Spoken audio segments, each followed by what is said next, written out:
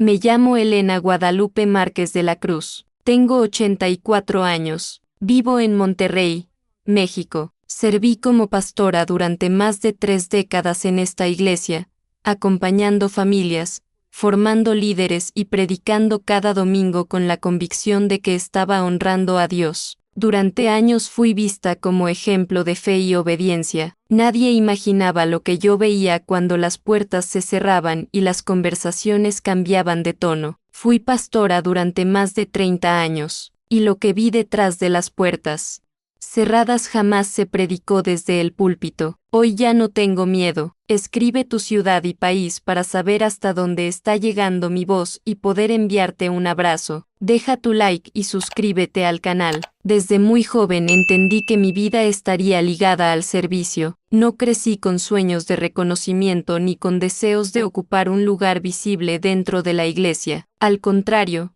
durante muchos años mi mayor anhelo fue simplemente aprender, comprender las Escrituras y acompañar a las personas en sus momentos más difíciles. Cuando acepté el llamado al ministerio pastoral no lo hice por ambición, ni por búsqueda de autoridad, ni mucho menos por influencia. Lo hice porque sentí una convicción profunda que me acompañó durante décadas. No entré al ministerio por poder, entré por llamado. Siempre fui una mujer disciplinada. Me formé teológicamente con seriedad.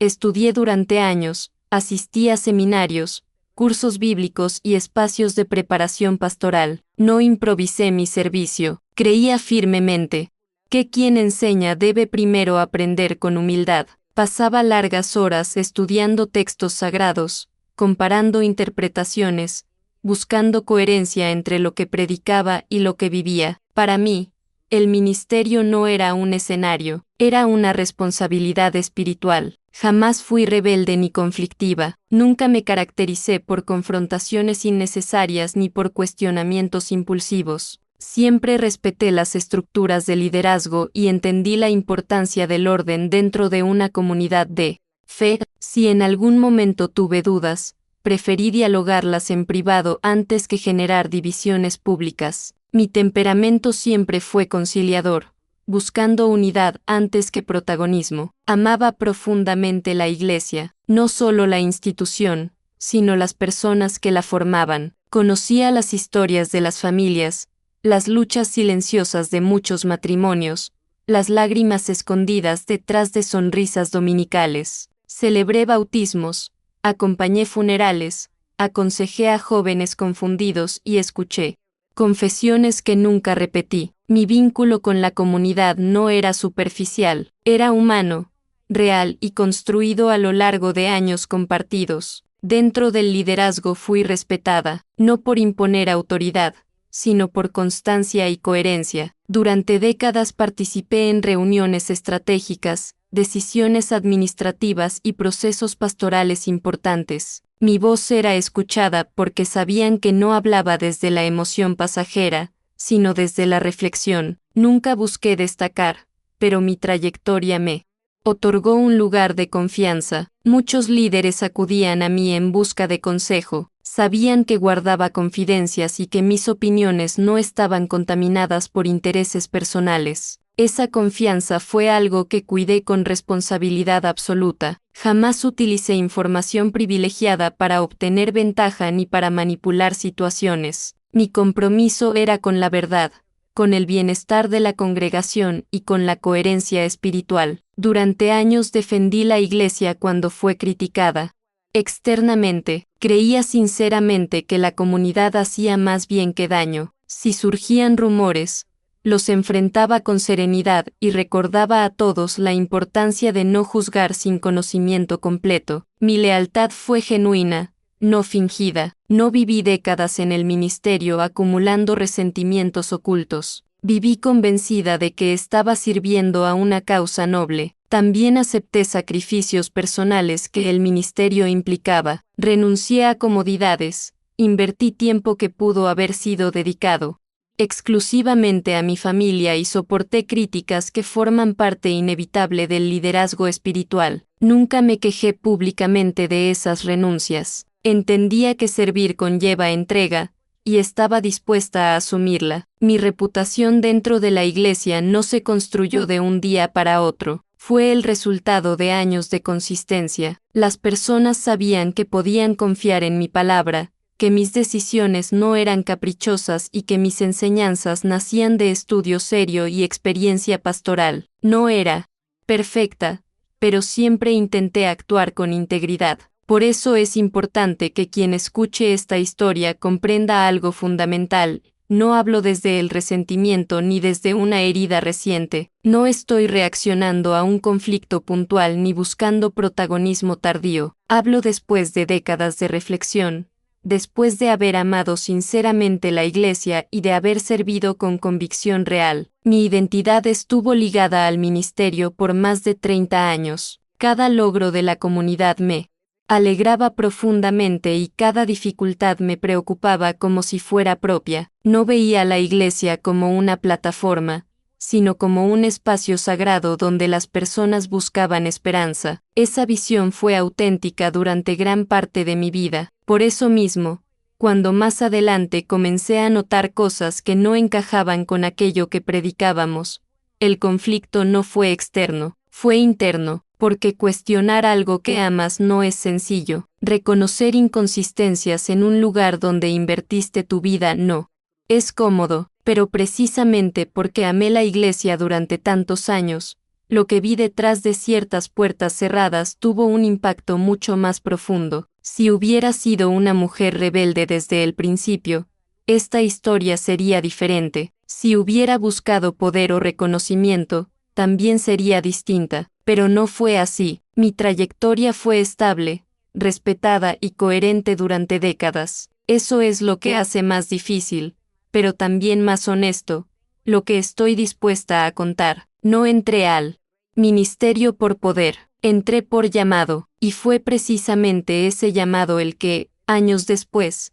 me obligó a mirar con mayor profundidad aquello que antes aceptaba sin cuestionar. Porque cuando el servicio nace de convicción genuina, la conciencia no permite permanecer indiferente para siempre. Cuando hablo de vocación, no me refiero a una palabra bonita para adornar un cargo. Hablo de una convicción que marcó cada etapa de mi vida adulta. Mi llamado no comenzó en un púlpito, comenzó en silencio. Comenzó en madrugadas en las que nadie me veía, en oraciones susurradas cuando la ciudad aún dormía y en decisiones pequeñas que, con el tiempo, construyeron una vida entera de servicio. Durante décadas me levanté antes del amanecer. Había algo profundamente sagrado en esas horas tranquilas. Mientras el mundo seguía en silencio, yo abría mi Biblia, tomaba notas, meditaba y oraba por cada familia que conocía. No eran oraciones generales. Eran nombres específicos, historias concretas, situaciones reales. Pedía por matrimonios en crisis, por jóvenes confundidos, por ancianos enfermos. Mi ministerio nació en esas madrugadas invisibles. También practiqué ayunos no como una disciplina externa para mostrar espiritualidad, sino como una forma de buscar claridad cuando debía tomar decisiones difíciles. Muchas veces enfrenté momentos en que no sabía qué aconsejar o cómo acompañar a alguien en su dolor. En lugar de improvisar respuestas, prefería apartarme, guardar silencio y buscar dirección.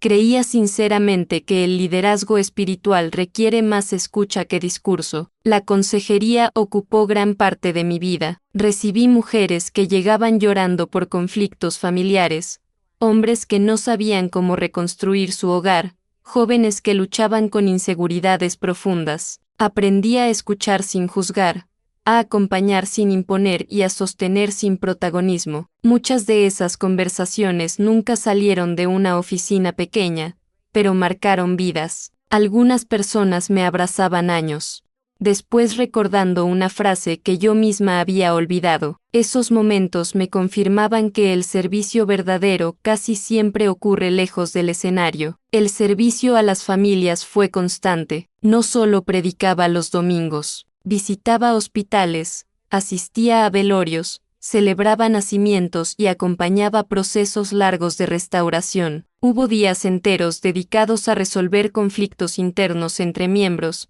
mediar desacuerdos o simplemente escuchar durante horas. No lo hacía por obligación contractual, sino porque creía que el ministerio es presencia real en la vida cotidiana. Nunca busqué aplausos. De hecho, muchas veces prefería pasar desapercibida. Me sentía más cómoda trabajando detrás de escena que siendo el centro de atención. Si un proyecto funcionaba bien, me alegraba por la comunidad. Si alguien era restaurado, celebraba en silencio. Mi satisfacción no dependía del reconocimiento público, sino de saber que estaba cumpliendo con aquello que sentía como un llamado profundo.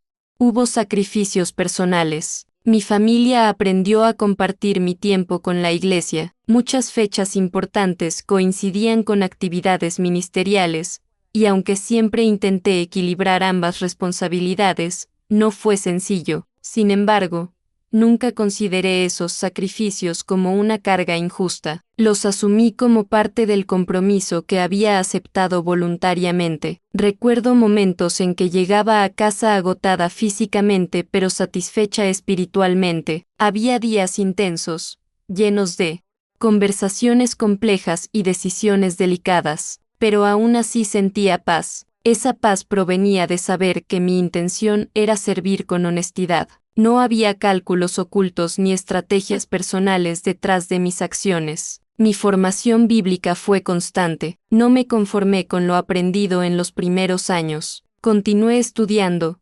actualizando mis conocimientos, reflexionando sobre nuevas perspectivas teológicas. Entendía que la fe también requiere crecimiento intelectual y que quien guía a otros debe estar dispuesto a seguir aprendiendo. Esa disciplina fortaleció mi confianza en el ministerio durante mucho tiempo. También acompañé procesos de formación de nuevos líderes. Invertí horas enseñando, corrigiendo con paciencia y transmitiendo principios que consideraba esenciales: integridad, humildad, transparencia y servicio genuino. Siempre repetía que el liderazgo no es un privilegio, sino una responsabilidad. Creía profundamente en eso. Mi sueño nunca fue tener influencia, fue servir.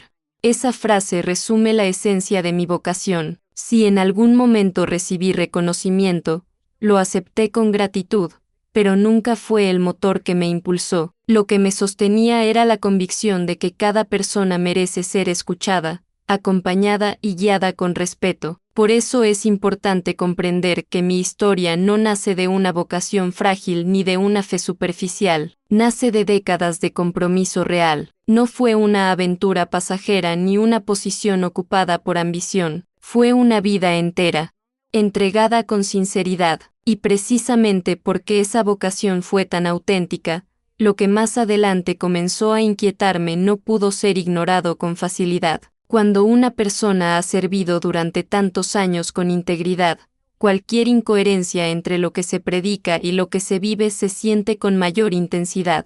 Pero en esta etapa de mi historia, mi vocación seguía intacta, mi fe continuaba firme y mi deseo de servir no había disminuido. Aún no sabía que detrás de algunas puertas cerradas, comenzaría a descubrir dinámicas que pondrían a prueba todo aquello en lo que había creído. En ese momento, yo era simplemente una pastora convencida de su llamado, levantándose cada madrugada con la misma oración: que su vida fuera útil para otros. Y esa sinceridad es la que hace aún más profundo lo que vendría después. Con el paso de los años fui teniendo acceso a espacios que la mayoría de la congregación nunca veía. Al principio me sentía honrada de participar en reuniones internas donde se tomaban decisiones importantes. Creía que formar parte de ese círculo significaba mayor responsabilidad espiritual, mayor compromiso con el bienestar de la iglesia, y durante mucho tiempo lo vi así. Sin embargo,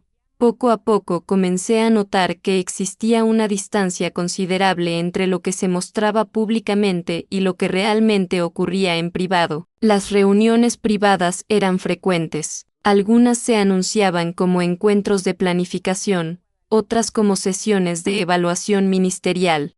En teoría, el objetivo era fortalecer la visión y garantizar orden, pero con el tiempo esas reuniones empezaron a revelar dinámicas que no siempre coincidían con el mensaje predicado desde el altar. Se discutían temas que jamás se mencionaban ante la congregación. No necesariamente eran ilegales o escandalosos, pero sí eran estratégicos, calculados, cuidadosamente medidos. En esas mesas no solo se hablaba de enseñanza bíblica o cuidado pastoral, se analizaban cifras, posicionamiento, crecimiento, impacto externo. Se medían resultados con parámetros que a veces parecían más empresariales que espirituales. Se evaluaba qué mensajes funcionaban mejor, qué temas atraían más personas, qué eventos generaban mayor respuesta emocional. Yo escuchaba con atención, intentando comprender esa lógica. Me repetía que quizá era necesario adaptarse a los tiempos modernos. Había conversaciones que nunca llegaban al público. Decisiones delicadas se tomaban en círculos reducidos y luego se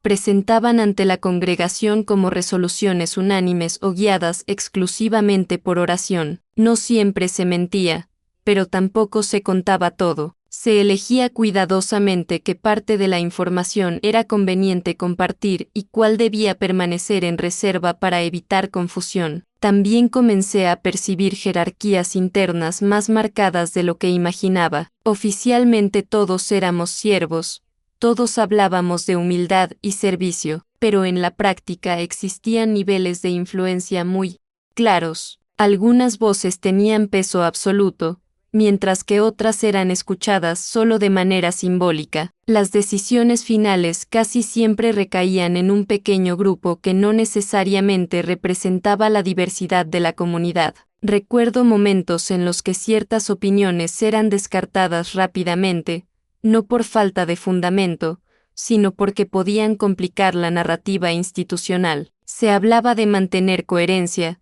de proteger la visión, de no debilitar la autoridad pastoral, y aunque esas expresiones podían tener un sentido válido, con el tiempo comenzaron a sonar como mecanismos de protección más que de transparencia. No era un ambiente oscuro ni lleno de gritos, era mucho más sutil. Las tensiones se manejaban con diplomacia, las discrepancias se suavizaban con lenguaje espiritual, y las decisiones se justificaban como necesarias para el crecimiento. Sin embargo, esa misma sofisticación hacía más difícil detectar cuando la prioridad dejaba de ser la persona y comenzaba a ser la estructura. Hubo ocasiones en que salí de esas reuniones con una sensación incómoda, no porque hubiera escuchado algo escandaloso, sino porque la distancia entre la oficina y el altar se hacía cada vez más evidente. Desde el púlpito se hablaba de sencillez, de rendición de cuentas, de verdad. En las oficinas se hablaba de estrategia, posicionamiento y manejo de percepción. La iglesia que se ve desde las bancas no es la misma que se vive en las oficinas. Esa frase comenzó a tomar forma en mi interior después de años de observar ambas realidades. Desde las bancas, la congregación veía unidad, claridad y dirección espiritual firme. Desde las oficinas, yo veía procesos complejos, debates internos y, en ocasiones, decisiones guiadas más por conveniencia que por coherencia. Al principio intenté justificar esa diferencia. Pensaba que quizá la comunidad no necesitaba conocer todos los detalles administrativos. Creía que proteger cierta información podía evitar malentendidos innecesarios, pero con el tiempo comprendí que el problema no era la discreción, sino la desconexión creciente entre lo que se predicaba y lo que se practicaba. Las jerarquías también generaban dinámicas difíciles. Algunos líderes eran prácticamente incuestionables. Sus decisiones rara vez eran revisadas en profundidad. Se asumía que su experiencia o posición les otorgaba discernimiento superior. Yo respetaba esa trayectoria, pero me inquietaba la ausencia de espacios reales de diálogo horizontal. En más de una ocasión observé cómo preocupaciones legítimas eran suavizadas para no afectar la visión. Se priorizaba la estabilidad externa sobre la incomodidad interna, y aunque todo se hacía con aparente calma, comencé a preguntarme si estábamos protegiendo verdaderamente la fe o simplemente la estructura. Esa tensión no explotó de inmediato, fue creciendo lentamente, acumulándose reunión tras reunión, cada vez que salía de una oficina y subía al altar para predicar sobre verdad y transparencia. Una parte de mí sentía que la coherencia debía ser más profunda. No fue un descubrimiento dramático, sino una acumulación silenciosa de observaciones. Y aunque aún no estaba lista para confrontar nada, sí sabía que había comenzado a ver una dimensión de la Iglesia que la mayoría nunca imaginaría. El mundo detrás del altar no era necesariamente malvado, pero tampoco era tan simple como parecía desde afuera. Era un espacio donde se mezclaban buenas intenciones, ambiciones humanas, estrategias modernas y silencios incómodos. Y cuanto más tiempo permanecía en ese mundo interno, más difícil se volvía ignorar la diferencia entre lo visible y lo oculto. Esa diferencia sería, con el tiempo, el inicio de un conflicto mucho más profundo dentro de mí. Las primeras señales no llegaron como un escándalo ni como una revelación impactante, llegaron en forma de pequeños detalles, casi imperceptibles al principio. Si alguien me hubiera preguntado en ese momento qué estaba ocurriendo, no habría sabido responder con claridad. No había pruebas evidentes ni situaciones dramáticas, solo una sensación que comenzaba a repetirse cada vez que participaba en ciertas reuniones internas. Uno de los primeros cambios que noté fue en la actitud de algunos líderes cuando estaban fuera del altar. Desde el púlpito, el tono era sereno, humilde y cercano. Se hablaba de transparencia, de sencillez, de servicio desinteresado, pero en privado, el lenguaje cambiaba. Las palabras se volvían más estratégicas, más calculadas, no necesariamente falsas, pero sí distintas. Se hablaba de influencia, de posicionamiento, de impacto mediático. Yo escuchaba en silencio, intentando entender si esa diferencia era simplemente parte del contexto o algo más profundo. También comencé a notar que ciertas prioridades no coincidían completamente con lo que se enseñaba públicamente. En los cultos se enfatizaba la importancia de acompañar a cada persona, de cuidar al más vulnerable, de no dejar a nadie atrás. Sin embargo, en algunas reuniones internas la conversación giraba con más frecuencia alrededor del crecimiento numérico, la expansión territorial o la visibilidad en redes. No estaba mal buscar crecimiento, pero la proporción entre lo espiritual y lo estratégico comenzaba a desequilibrarse. Había momentos en que se discutían decisiones difíciles relacionadas con miembros específicos. Algunas de esas decisiones se justificaban como necesarias para mantener el orden o proteger la visión general. Yo entendía que liderar implica tomar medidas complejas, pero me inquietaba la rapidez con la que ciertos casos se cerraban sin mayor diálogo. A veces sentía que el proceso priorizaba la eficiencia sobre la restauración. Otro elemento que comenzó a llamarme la atención fueron los temas que se evitaban deliberadamente. Había asuntos que,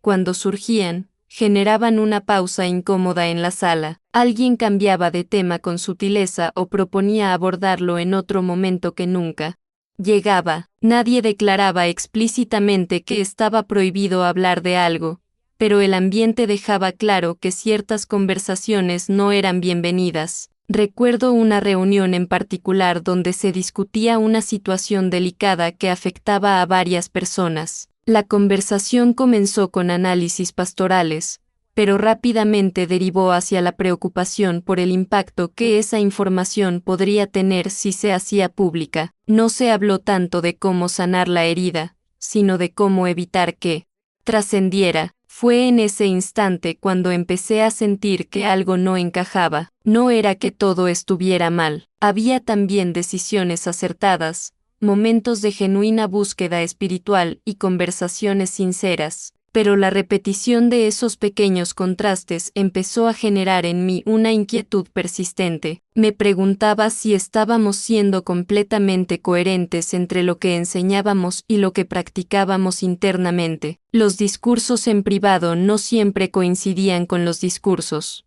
públicos. Desde el altar se hablaba de rendición de cuentas y humildad. En la oficina, algunas decisiones se tomaban de forma más vertical, sin espacio real para cuestionamientos. Yo respetaba la autoridad establecida, pero comenzaba a preguntarme si la autoridad también debía abrirse a revisión cuando era necesario. Con el tiempo, esas señales dejaron de parecer aisladas. Empezaron a formar un patrón. No era un patrón escandaloso, sino una dinámica sutil donde la protección de la imagen institucional parecía ocupar un lugar cada vez más central. La narrativa pública debía mantenerse clara, fuerte y unificada. Cualquier información que pudiera generar dudas era cuidadosamente evaluada antes de compartirse. Había conversaciones que no podían salir de esa sala. Esa frase comenzó a repetirse en mi mente después de varias reuniones, no porque alguien la dijera textualmente,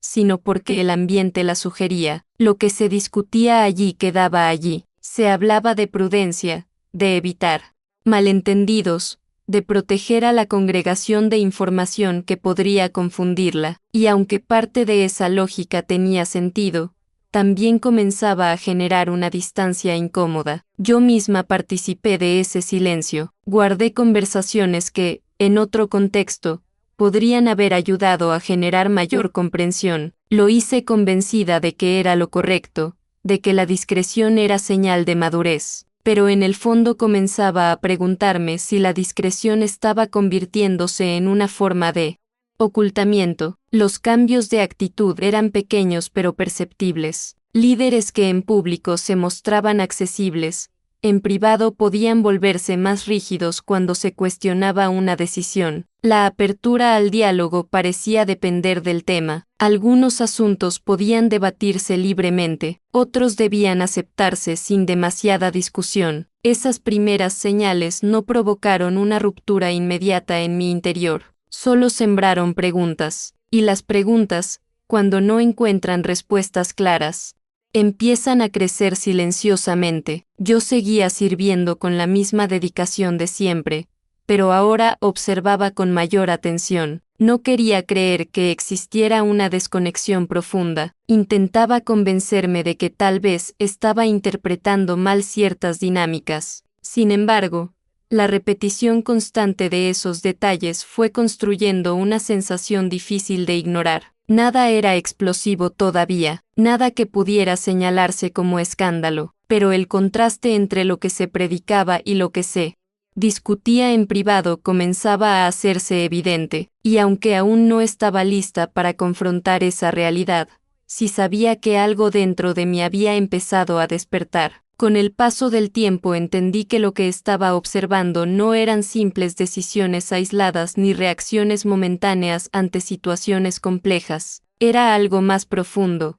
más estructural. No se trataba de una persona específica ni de un error puntual, era una forma de funcionar que se había instalado lentamente y que, sin que nadie lo declarara oficialmente, todos parecíamos comprender. Fue entonces cuando comencé a percibir con claridad la existencia de un sistema interno. Ese sistema no estaba escrito en ningún reglamento visible, no aparecía en los manuales ministeriales ni en los estatutos de la Iglesia. Sin embargo, se manifestaba en la manera en que se manejaban los conflictos, en cómo se comunicaban las decisiones y en la prioridad que se daba a ciertos aspectos por encima de otros. La protección de la imagen se convirtió, casi sin notarlo, en un valor central. No se decía abiertamente que la imagen era más importante que la verdad, pero muchas decisiones parecían girar en torno a esa lógica. Cuando surgía un problema delicado,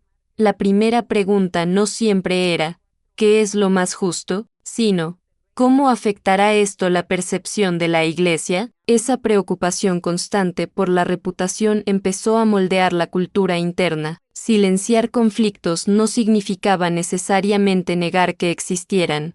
Significaba manejarlos con la menor exposición posible. Se hablaba de prudencia, de no alimentar rumores, de evitar escándalos. Y aunque esas intenciones podían ser legítimas en ciertos casos, La repetición constante de esa práctica fue creando un hábito, resolver internamente sin permitir que la comunidad comprendiera plenamente lo que ocurría. Comencé a notar que algunos conflictos se cerraban con rapidez, pero sin el proceso de transparencia que hubiera fortalecido la confianza colectiva. Se comunicaban conclusiones, pero no el camino recorrido. Se presentaban decisiones como resultado de oración y discernimiento, sin mencionar los debates o desacuerdos que habían existido detrás. La reputación institucional se convirtió en un punto sensible. Había un esfuerzo constante por proyectar estabilidad, crecimiento y armonía. Desde el altar se transmitía una imagen sólida,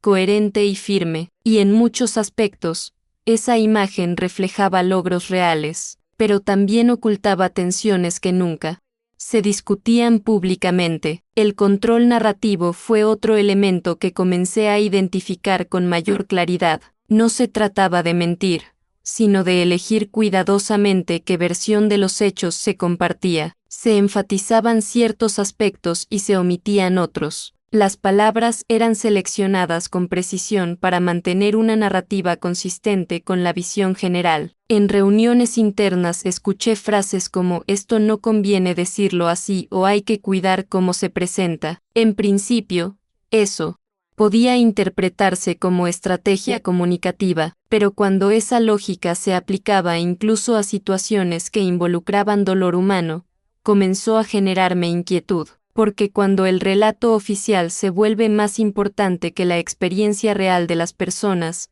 algo empieza a desbalancearse. No era un secreto organizado, era una dinámica aprendida. Esa frase resume lo que comprendí con el tiempo. No existía un plan oscuro diseñado para ocultar la verdad. No había conspiraciones deliberadas.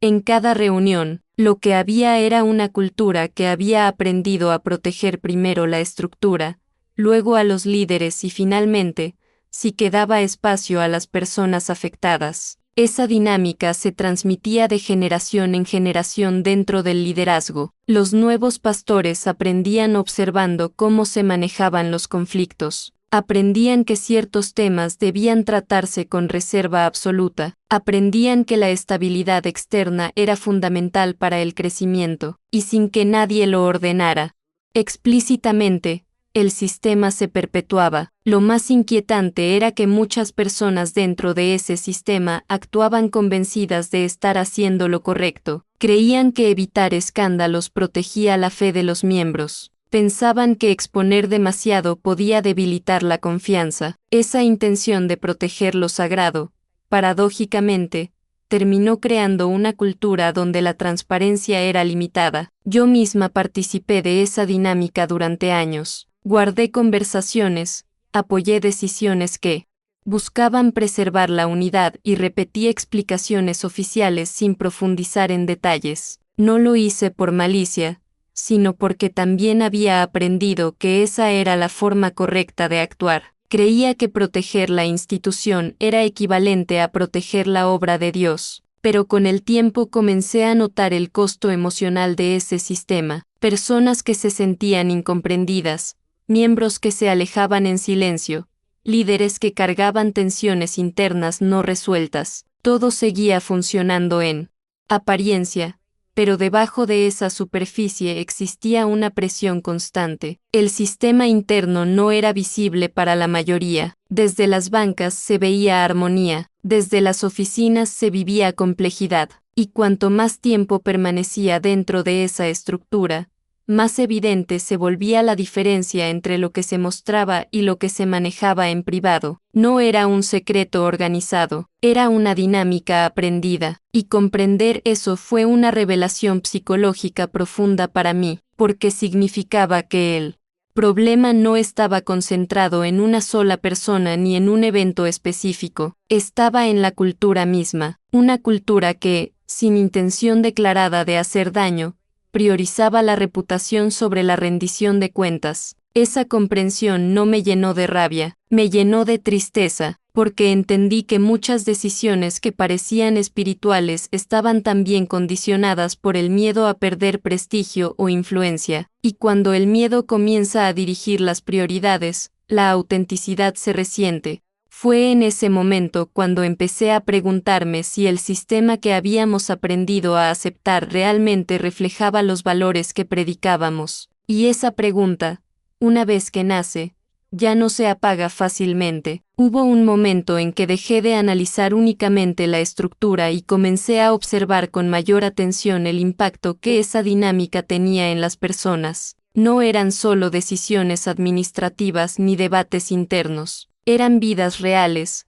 corazones vulnerables y situaciones que dejaban huellas profundas. Fue entonces cuando la inquietud dejó de ser teórica y comenzó a volverse emocional. Empecé a notar la presión que algunos miembros sentían sin que se hablara abiertamente de ella. No era una presión explícita ni amenazante, era más bien un peso espiritual constante que se manifestaba en frases repetidas una y otra vez: debes confiar, no cuestiones, sométete por el bien de la obra. Muchas de esas expresiones tenían fundamento bíblico, pero su aplicación empezaba a sentirse desequilibrada cuando se utilizaban para cerrar conversaciones incómodas. Recibí en consejería a personas que se sentían confundidas, no porque dudaran de su fe, sino porque no entendían ciertas decisiones internas. Sin embargo, el simple hecho de expresar esa confusión les generaba culpa. Me decían que quizá estaban siendo rebeldes por pensar diferente. Esa culpa no nacía necesariamente de un regaño directo, sino de un ambiente donde cuestionar parecía sinónimo de debilidad espiritual. También comencé a percibir formas sutiles de manipulación emocional. No hablo de engaños evidentes, sino de mensajes que apelaban constantemente al sacrificio extremo en nombre de la obra. Se exaltaba la entrega absoluta, pero rara vez se hablaba del equilibrio saludable. Quienes mostraban agotamiento eran animados a esforzarse un poco más. Quienes expresaban incomodidad eran invitados a orar más profundamente. Todo se espiritualizaba, incluso lo que requería diálogo humano honesto. La disciplina interna era otro aspecto que empezó a inquietarme. No siempre se aplicaba con el mismo criterio. Había casos donde la comprensión predominaba y otros donde la medida era inmediata y firme. Intentaba entender las diferencias, pero con el tiempo la desigualdad comenzó a hacerse evidente. Algunas personas parecían tener mayor margen de error que otras. Esa disparidad, aunque nunca se reconocía públicamente, generaba murmullos silenciosos. Lo más difícil era la falta de transparencia en ciertos procesos. Cuando alguien era apartado de una responsabilidad o se tomaba una decisión relevante, la explicación pública solía ser breve y general. Se hablaba de tiempos de Dios o decisiones pastorales, pero rara vez se ofrecía contexto suficiente para que la comunidad comprendiera plenamente lo ocurrido. Eso alimentaba dudas internas que no encontraban espacio seguro para expresarse. Yo misma me encontraba en una posición incómoda. Como pastora, formaba parte de las conversaciones internas. Como consejera, escuchaba el dolor de quienes se sentían afectados. Esa dualidad comenzó a desgastarme emocionalmente. Intentaba justificar cada decisión con argumentos espirituales, pero mi conciencia empezaba a señalar incoherencias. Había miembros que aceptaban medidas difíciles con lágrimas en los ojos, convencidos de que era lo correcto aunque no entendieran del todo la razón. Su lealtad era sincera, pero esa misma lealtad los llevaba a callar preguntas legítimas. Yo veía esa resignación y me preguntaba si realmente estábamos promoviendo madurez espiritual o simplemente obediencia silenciosa. No todo era negativo, y eso hacía aún más compleja la situación. Existían momentos genuinos de compasión y restauración. Había líderes comprometidos con sinceridad, pero la coexistencia de gestos nobles con prácticas opacas comenzó a inquietarme profundamente, porque la incoherencia no siempre se manifiesta en grandes escándalos. A veces se revela en pequeñas contradicciones repetidas. Lo que más me marcó fue observar cómo algunas personas internalizaban la culpa cuando algo no encajaba. En lugar de preguntarse si la estructura podía mejorar, Asumían que el problema estaba en su falta de fe. Esa transferencia silenciosa de responsabilidad me pareció injusta. Nadie lo decía abiertamente, pero el ambiente conducía a esa conclusión. Comencé a notar que ciertas decisiones estratégicas eran justificadas como protección espiritual, cuando en realidad parecían proteger principalmente la reputación institucional, y aunque no podía señalar una intención maliciosa clara, sí percibía un patrón donde la transparencia quedaba relegada. Lo que se predicaba sobre verdad no siempre se practicaba. Esa frase empezó a resonar en mi interior con fuerza creciente. Cada vez que escuchaba un mensaje sobre integridad absoluta, recordaba conversaciones internas donde la verdad había sido presentada de forma parcial. Cada vez que se hablaba de humildad, pensaba en la resistencia a reconocer errores públicamente. Mi inquietud no era un deseo de confrontación, era un llamado interno a la coherencia. Yo había dedicado mi vida a enseñar que la fe se fortalece cuando la verdad es clara y la rendición de cuentas es real. Ver que en algunos aspectos eso no se aplicaba con la misma firmeza comenzó a inquietarme profundamente. Durante mucho tiempo intenté mantener esa incomodidad en silencio. Pensaba que quizá estaba exagerando, que tal vez no comprendía toda la complejidad del liderazgo, pero la repetición constante de estas situaciones fue haciendo imposible ignorarlas. Cada nuevo caso reforzaba la sensación de que algo necesitaba ser revisado con honestidad. No estaba presenciando un escándalo visible, estaba observando una cultura donde la presión emocional, la manipulación sutil, la disciplina desigual y la falta de transparencia coexistían bajo un discurso espiritual sólido. Esa contradicción fue la semilla de un conflicto interno que ya no podía ser descartado, y aunque aún no estaba lista para hablar abiertamente, sí sabía que mi conciencia había comenzado a despertar, porque cuando la práctica se distancia del mensaje, la fe no se destruye, pero sí se ve obligada a preguntarse si la coherencia que predica está realmente presente en cada rincón de la institución. Durante mucho tiempo pensé que el silencio era prudencia, creí que callar era una forma madura de proteger la unidad,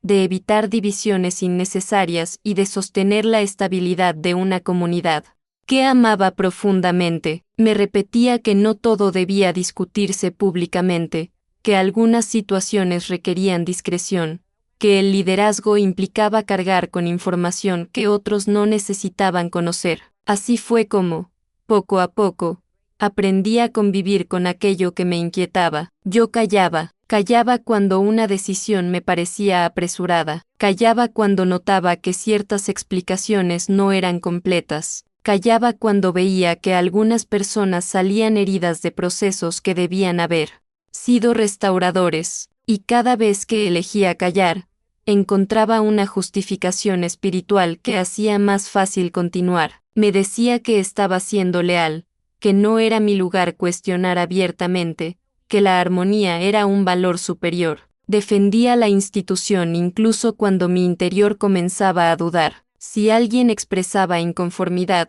yo buscaba explicar el contexto, ofrecer otra perspectiva, suavizar la percepción negativa. No mentía deliberadamente, pero seleccionaba los argumentos que sostenían la estabilidad. Pensaba que proteger la Iglesia era proteger la fe de muchos. Esa convicción me acompañó durante años. El conflicto interno no apareció de golpe, fue creciendo lentamente, como una conversación pendiente que uno evita enfrentar. En el altar hablaba de verdad, de libertad, de coherencia espiritual. Invitaba a las personas a no vivir esclavizadas por el miedo, pero cuando bajaba del púlpito y regresaba a las reuniones privadas, volvía a guardar aquello que mi conciencia empezaba a señalar. Predicaba libertad, mientras yo misma callaba. Esa frase comenzó a perseguirme, no porque alguien me la dijera, sino porque se volvió evidente en mi interior. ¿Cómo podía hablar de autenticidad espiritual si yo misma estaba aprendiendo a administrar el silencio?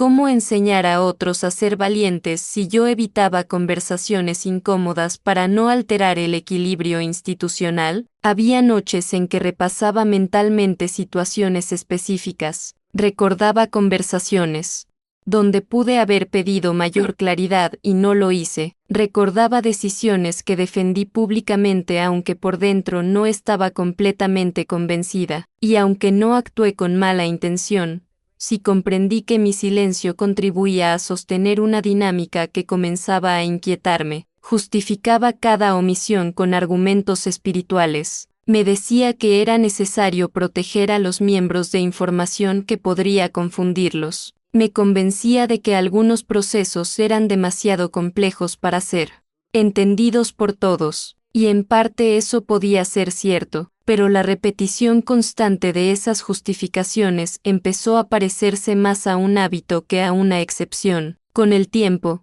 el conflicto interno se hizo más evidente. Durante los cultos experimentaba una sensación extraña, mientras hablaba sobre integridad y rendición de cuentas. Una parte de mí se preguntaba si estaba siendo completamente coherente. No estaba mintiendo, pero tampoco estaba diciendo todo, y esa diferencia comenzó a pesar más de lo que imaginaba. La institución seguía funcionando, creciendo incluso. Externamente todo parecía sólido, pero dentro de mí la tensión aumentaba, porque cada vez que elegía callar, algo en mi interior se debilitaba un poco. No era un colapso visible, sino un desgaste silencioso. También temía las consecuencias de hablar. Sabía que cuestionar ciertos procedimientos podría interpretarse como deslealtad. Sabía que algunas personas podrían sentirse traicionadas. Esa conciencia del posible impacto me paralizaba, así que volvía a optar por la prudencia, por el silencio, por la defensa institucional. Me convertí en experta en explicar decisiones difíciles con un lenguaje espiritual que suavizaba su impacto. Aprendí a usar palabras que transmitían serenidad incluso cuando internamente experimentaba duda. Nadie sospechaba el conflicto que vivía. Para la mayoría seguía siendo la pastora firme, segura y coherente, pero el silencio prolongado tiene un costo emocional. No explota de inmediato, pero se acumula. Cada vez que guardaba algo que consideraba relevante, la distancia entre mi voz pública y mi conciencia privada se hacía mayor, y esa distancia comenzó a doler. No era una rebeldía lo que crecía en mí, era una inquietud ética. Empecé a preguntarme si la unidad que defendía estaba construida sobre una base completamente honesta. Me cuestionaba si la estabilidad externa justificaba la falta de claridad interna, y cada vez que esas preguntas surgían, la respuesta automática del silencio ya no me ofrecía la misma tranquilidad. Defender la institución se había vuelto casi reflejo automático, pero defenderla no siempre significaba defender a las personas, y esa distinción fue dolorosa, porque entendí que en algunos momentos mi lealtad a la estructura había superado mi responsabilidad hacia quienes sufrían dentro de ella. El conflicto interno se volvió constante. Seguía orando, buscando paz, intentando reconciliar lo que veía con lo que predicaba, pero la conciencia no se apaga con facilidad cuando ha comenzado a despertar. Cada vez que elegía callar,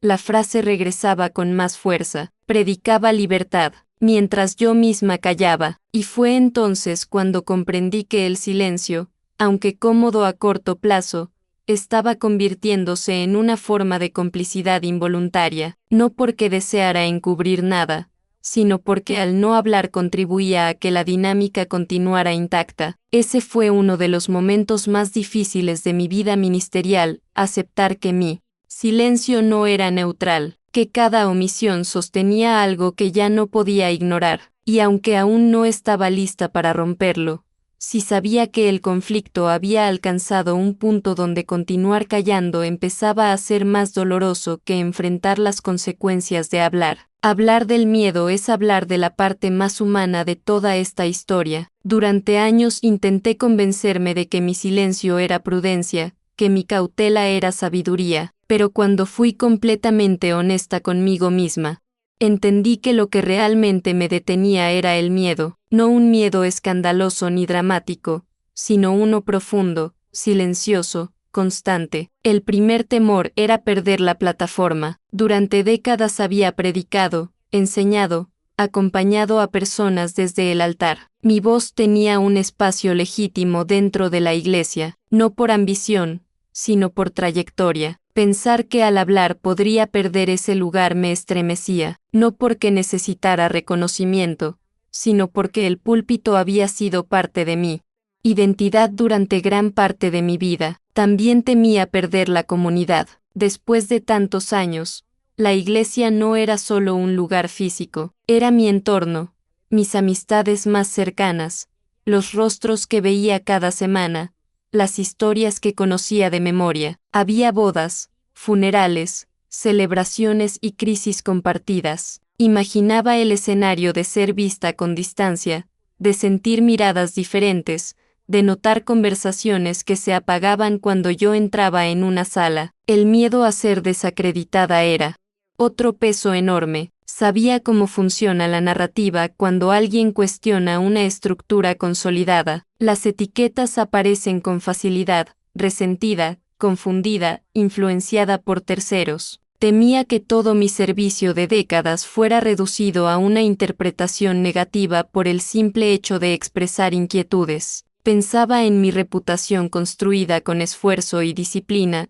y me preguntaba si estaba dispuesta a verla cuestionada, pero el miedo más profundo era quedarme sola. A cierta edad, cuando la mayor parte de tu vida social y espiritual ha girado en torno a una misma comunidad, imaginar el aislamiento es aterrador. No se trata solo de cambiar de iglesia, se trata de reconstruir redes, relaciones y espacios donde uno ha invertido años. Pensaba en las mujeres a las que había aconsejado, en los líderes que me llamaban amiga, en los jóvenes que me veían como referencia. ¿Qué pasaría si al hablar rompía esos vínculos? Había noches en que la idea de enfrentar esa posibilidad me paralizaba. Me decía que quizá era mejor mantener la estabilidad, seguir adelante sin remover nada. Al fin y al cabo, externamente todo funcionaba. ¿Por qué arriesgar tanto? Esa pregunta se repetía una y otra vez. El miedo no era hablar,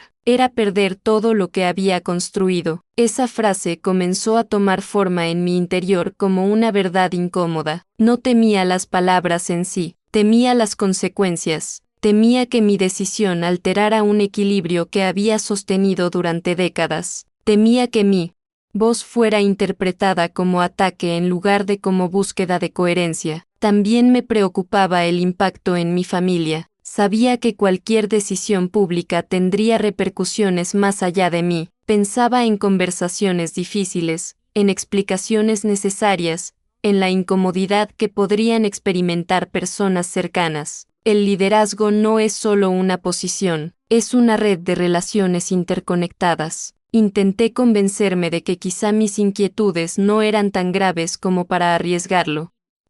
El miedo tiene esa capacidad de relativizar lo que incomoda. Te susurra que exageras, que el costo de actuar es demasiado alto, que la prudencia es siempre mejor que la confrontación. Pero mientras más intentaba ignorarlo, más evidente se volvía que el miedo estaba tomando decisiones por mí, estaba definiendo mis límites, condicionando mis palabras y moldeando mis acciones. Y eso comenzó a inquietarme tanto como aquello que había observado dentro del sistema. ¿Por qué vivir gobernada por él? Miedo también tiene un precio. Ese precio no siempre es visible para los demás. Es interno, es la sensación de traicionarse lentamente cada vez que se elige callar por temor. Es la incomodidad que aparece cuando el discurso público ya no coincide completamente con la conciencia privada. Había momentos en que me preguntaba qué ejemplo estaba dando si permitía que el miedo determinara mi coherencia. Siempre enseñé que la fe requiere valentía, que la verdad libera, que la integridad es fundamental. Pero ahora me encontraba enfrentando la prueba más difícil, aplicar esas enseñanzas a mi propia vida. El miedo no desaparece simplemente porque uno lo reconoce, permanece allí, recordándote lo que podrías perder, pero también revela cuánto valoras aquello que está en juego. Yo amaba mi comunidad, amaba mi ministerio, amaba la estabilidad construida con años de esfuerzo. Precisamente por eso el miedo era tan intenso. Sin embargo, hubo un momento en que comprendí algo decisivo: el verdadero riesgo no era perder plataforma, reputación o comunidad. El verdadero riesgo era perder mi paz interior, porque si continuaba permitiendo que el miedo definiera mis decisiones, terminaría viviendo en una incoherencia que me desgastaría por completo. El conflicto humano era real. No se trataba de valentía heroica ni de impulso repentino. Era una lucha diaria entre seguridad y conciencia, entre estabilidad y coherencia, entre conservar lo construido y ser fiel a lo que comenzaba a despertarse dentro de mí. Y poco a poco entendí que el miedo, aunque legítimo, no podía ser el único criterio para decidir, porque hay momentos en la vida en que la pérdida externa es menos dolorosa que la renuncia interna, y cuando esa comprensión comienza a tomar forma, el miedo pierde parte de su poder. Aún no sabía exactamente cómo ni cuándo hablaría, pero sí sabía algo fundamental: si mi silencio continuaba siendo dictado por el temor, el costo terminaría siendo mayor que cualquier consecuencia visible, y esa certeza fue el inicio del cambio. Hubo un momento específico que marcó un antes y un después en mi historia. No fue un escándalo público, no fue una revelación explosiva frente a todos. Fue algo mucho más silencioso y mucho más profundo. Durante años había visto situaciones que me inquietaban, decisiones que me generaban preguntas, dinámicas que no terminaban de encajar con lo que predicábamos, pero siempre encontraba una forma de justificar, de entender, de esperar. Hasta ese día, se trató de una situación que involucraba a alguien vulnerable, una persona que se acercó buscando ayuda, buscando orientación, buscando justicia. No entraré en detalles innecesarios, porque no se trata de exponer intimidades, sino de reconocer lo que ocurrió dentro de mí. Lo que sí puedo decir es que la respuesta institucional no estuvo a la altura del daño. En lugar de priorizar la verdad y la restauración real, lo que vi fue un esfuerzo claro por proteger la imagen. Recuerdo la reunión privada en la que se habló del asunto. El ambiente era tenso, pero no por indignación moral, sino por preocupación reputacional. Se evaluaban riesgos, posibles reacciones, consecuencias externas. La conversación giraba alrededor de cómo manejar la narrativa, cómo evitar que la situación creciera, cómo contener el impacto. Yo escuchaba en silencio. En mi interior algo comenzaba a romperse. No era la primera vez que veía una decisión orientada a proteger a un líder antes que a una persona afectada, pero esta vez la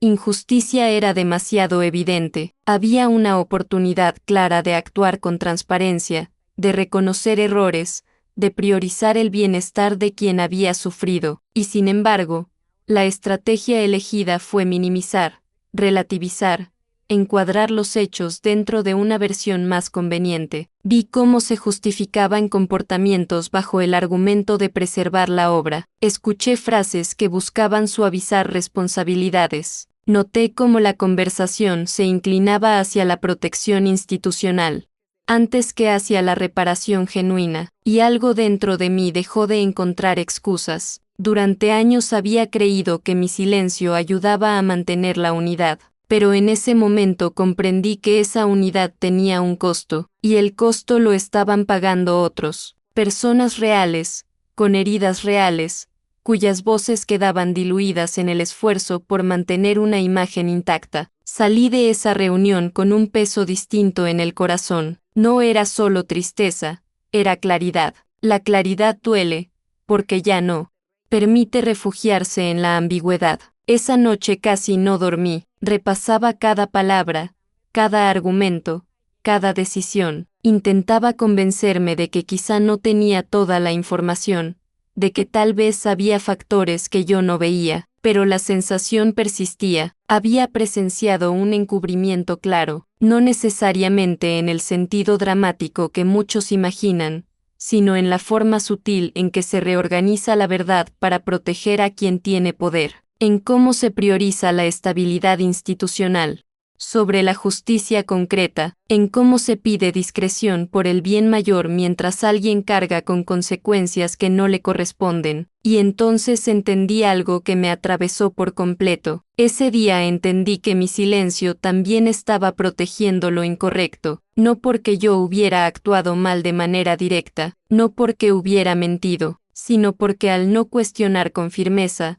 al no exigir mayor transparencia, al aceptar la narrativa oficial sin resistencia visible, estaba contribuyendo a que la dinámica continuara. Esa comprensión fue devastadora. Siempre me vi como alguien íntegra, coherente, comprometida con la verdad, pero ahora debía reconocer que mi prudencia había servido, en parte, como escudo para decisiones injustas. La intención de preservar la unidad había terminado sosteniendo un sistema que no siempre priorizaba lo correcto. Durante días caminé con esa frase resonando dentro de mí. Intentaba orar, buscar paz, encontrar una justificación que me permitiera volver a la tranquilidad anterior, pero ya no era posible. La evidencia interna era demasiado fuerte. No podía seguir repitiendo que callar era neutral. El silencio no era neutral. El silencio favorecía a quien tenía más poder.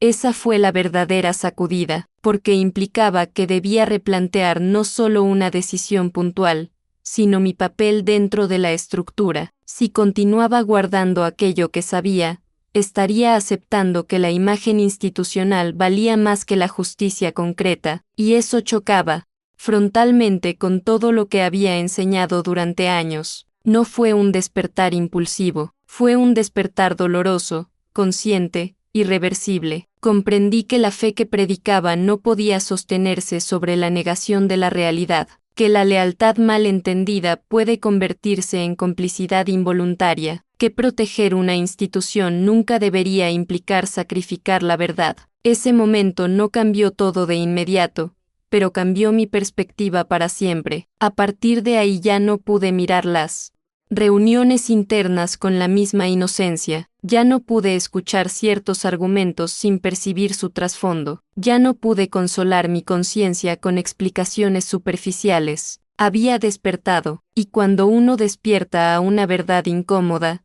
no puede volver a dormir con la misma tranquilidad. Tomar la decisión de hablar no fue un acto impulsivo, ni una reacción emocional cargada de rabia. No hubo gritos, no hubo escenas dramáticas, no hubo deseos de exponer por venganza. Fue un proceso silencioso, maduro, profundo. Después de décadas en el altar, después de años predicando sobre verdad, integridad y coherencia, llegó el momento en que entendí que debía aplicar esas mismas palabras a mi propia vida. No fue una decisión contra alguien, fue una decisión a favor de mi conciencia. Durante semanas conviví con esa certeza. No buscaba destruir nada, no quería dañar personas, no me movía el resentimiento. Si hubiera sido resentimiento, habría hablado mucho antes, en momentos de frustración o decepción, pero no fue así. Mi silencio duró años precisamente porque amaba la iglesia,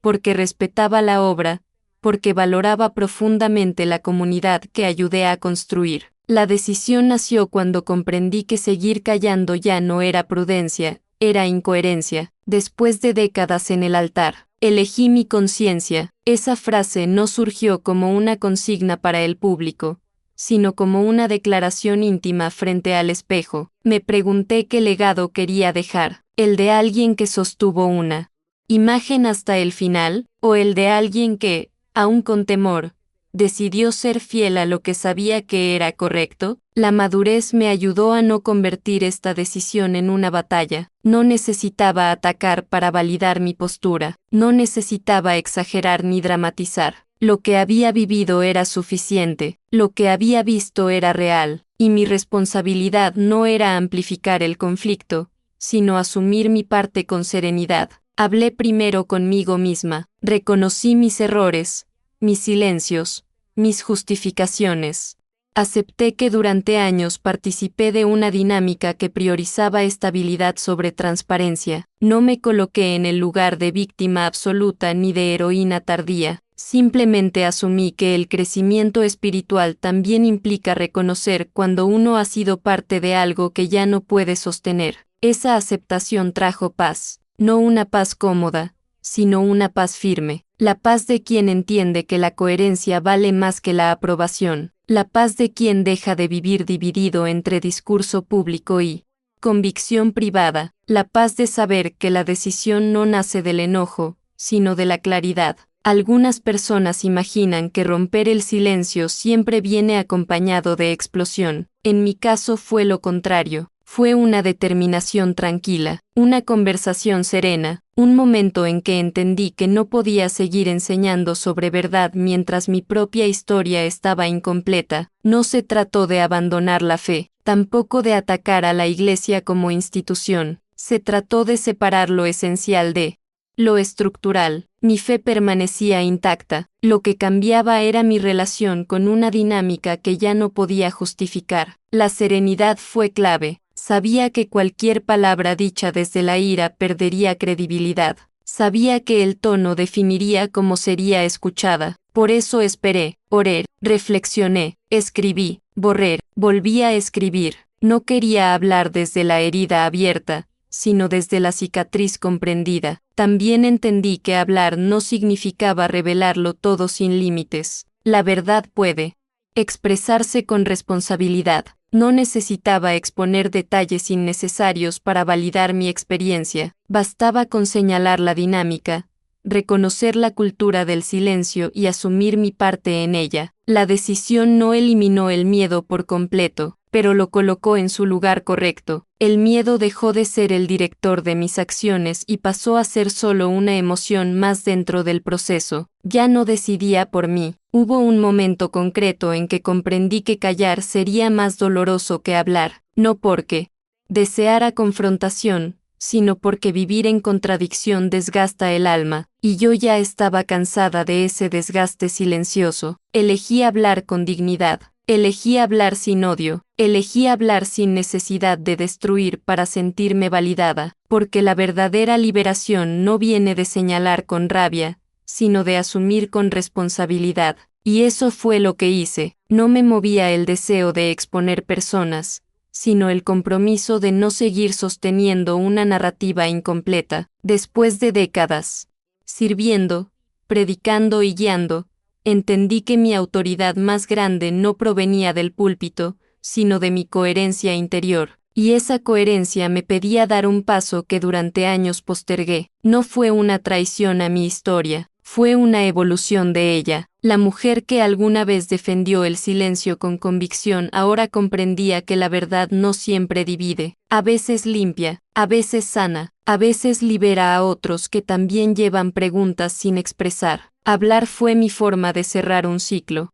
con honor, sin rencor, sin dramatismo, con la serenidad de quien sabe que ha amado sinceramente, que ha servido con dedicación y que, precisamente por eso, no puede seguir ignorando lo que su conciencia le señala, porque al final, más allá de títulos y décadas de servicio, lo único que permanece es la paz interior, y yo elegí recuperarla. Con el paso del tiempo entendí que lo que viví no se trataba de un episodio aislado, ni de un error puntual de una persona específica, era algo más profundo, más estructural, más silencioso. No era una fe equivocada, no era el mensaje del Evangelio el que estaba dañado, era la forma en que ciertas dinámicas lo rodeaban y lo condicionaban. La fe nunca fue el problema fue el silencio que la rodeaba. Durante décadas observé cómo la figura pastoral podía convertirse, sin que muchos lo notaran, en un centro incuestionable, no siempre por mala intención,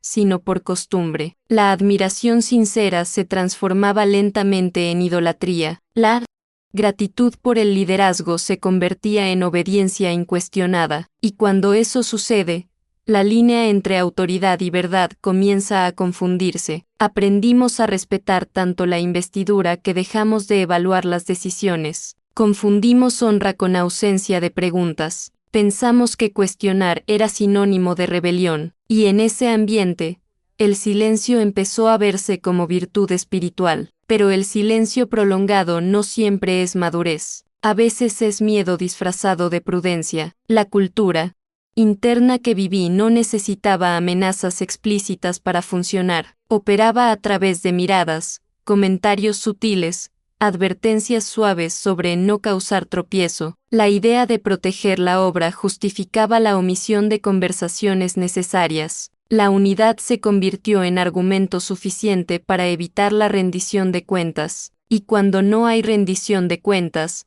el poder se vuelve cómodo. No hablo de escándalos constantes ni de abusos visibles en cada rincón. Hablo de algo más sutil, la ausencia de mecanismos claros para revisar decisiones, la dificultad para expresar desacuerdo sin ser etiquetado, la tendencia a resolver conflictos puertas adentro sin transparencia real. Poco a poco entendí que el problema no era la autoridad en sí. Toda comunidad necesita liderazgo. El problema surge cuando la autoridad se confunde con infalibilidad, cuando se asume que quien lidera siempre tiene la razón, cuando la palabra del púlpito pesa más que la evidencia concreta. En ese ambiente, la conciencia individual comienza a apagarse, no porque las personas pierdan discernimiento, sino porque aprenden a desconfiar de él. Se les enseña a someter su criterio a la narrativa oficial, y así, sin darse cuenta, muchos terminan silenciando preguntas legítimas. La idolatría pastoral no siempre se presenta como adoración abierta, a veces es simplemente una protección excesiva, una defensa automática, una resistencia a reconocer errores, y esa idolatría, aunque sutil, termina afectando la salud espiritual de toda la comunidad. Durante años participé de esa dinámica sin percibir completamente su impacto. Creí que estaba protegiendo la fe de las personas cuando en realidad estaba protegiendo una estructura. Creí que preservar la imagen era sinónimo de preservar el mensaje, pero con el tiempo comprendí que la verdad no necesita maquillaje. La falta de rendición de cuentas no destruye de inmediato. Se instala lentamente, normaliza decisiones sin revisión, minimiza inquietudes legítimas, reduce la posibilidad de crecimiento saludable, y lo más peligroso es que puede mantenerse bajo una apariencia de espiritualidad intensa. No fue fácil reconocer todo esto, porque implicaba admitir que, en nombre de la estabilidad, muchas veces preferimos la comodidad del silencio antes que la incomodidad de la verdad. Implicaba aceptar que la autoridad humana puede equivocarse, y que reconocerlo no debilita la fe, la fortalece. La fe nunca fue el problema fue el silencio que la rodeaba. Hoy lo entiendo con claridad. La fe auténtica no teme a la transparencia, no se debilita cuando se revisan decisiones, no se fractura cuando se reconocen errores. Al contrario, se purifica. Hablar no significa destruir. Significa iluminar lo que durante años se mantuvo en penumbra. Significa permitir que la conciencia respire. Significa recordar que la verdad no es enemiga de la Iglesia, es su fundamento. No hablo para desmantelar comunidades. Hablo para que ninguna estructura vuelva a confundirse con la esencia del mensaje. Hablo para que las personas sepan que cuestionar con respeto no es traición, que pedir claridad no es rebeldía, que la fe no debe construirse sobre el miedo. Si crees que la fe no debe construirse sobre el miedo, escribe, la verdad libera. Tu comentario no es solo una frase, es una declaración de que la conciencia importa, es un recordatorio de que la espiritualidad madura no teme a la luz. Dale like si crees que la verdad fortalece más de lo que divide. Suscríbete si quieres seguir escuchando historias contadas con responsabilidad y profundidad, sin odio y sin espectáculo, porque al final, más allá de instituciones y títulos, lo que permanece es la integridad del alma. Las puertas pueden cerrarse por dentro, pero la verdad siempre encuentra la forma de salir.